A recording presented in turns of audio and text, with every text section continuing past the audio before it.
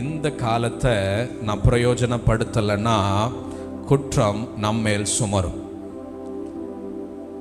2 ராஜாக்கள் 5ஆம் அதிகாரத்தில் ஒரு குஷ்டரோகி கூட்டம் வெளியே நிற்கும். ராஜா உள்ள நின்று பயந்துக்கிட்டு இருப்பார். கேட்டை பூட்டி ரொம்ப மாதம் ஆச்சு, சாப்பாடெல்லாம் தீந்து போச்சு, இனிமே செலவழிக்க ஒன்றும் இல்லை, குதிரையை அறுத்து சாப்பிடுகிற நாட்கள் வந்துருச்சு. ராஜா தீர்க்கதரிசிட்ட ஓடுறாரு.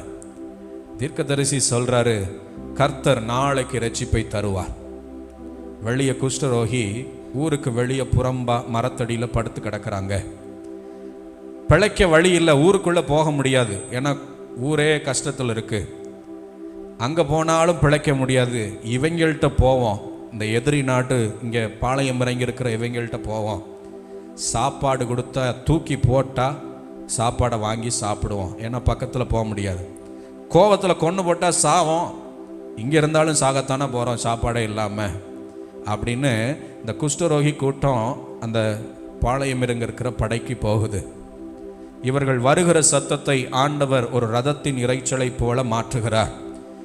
பயந்து போயிடுச்சு அந்த பாளையம் இறங்கின ஜனம். ஒரு பெரிய படையை ஆயத்தம் பண்ணி நமக்கு விரோதமாய் திருப்பிட்டானோன்னு பயந்து ஒருவருக்கொருவர் வெட்டி ஒருவருக்கொருவர் ஓடி போயிட்டான். ஆமாம், கூடாரமெல்லாம் காலியாக கிடக்கு, ஆளே இல்லை. இந்த குஷ்டரோகி உள்ளே போய் கூடாரத்துக்குள்ளே போகிறான். வேணுங்கிற அளவுக்கு பிரெட்டு, வேணுங்கிற அளவுக்கு ஜாமு, வேணுங்கிற அளவுக்கு பீஸா எல்லாம் கிடக்கு. நல்லா சாப்பிட்றான், திருப்தியாக சாப்பிட்டான், வயிறு நிறைஞ்சிருச்சு. அப்பா பிழைச்சண்டான்னு இல்லை. பக்கத்தில் இருக்கவனை பார்த்து சொல்கிறான், இந்த ரட்சிப்பை நான் போய் ஊருக்குள்ளே சொல்லலைன்னா குற்றம் என் மேலே சுமரும்.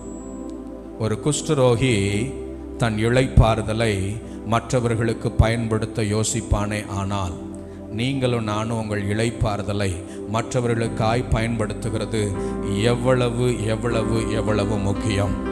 ஒரு ஆமேன்னு சொல்கிறீங்களா? அந்த மனுஷன் சொன்ன வார்த்தை, அந்த குஷ்டரோகி சொன்ன வார்த்தை, இந்த நல்ல விஷயத்தை நான் ஊருக்குள்ளே போய் சொல்லலைன்னா குற்றம் நம்மேல் சுமரும். ஆமேன்.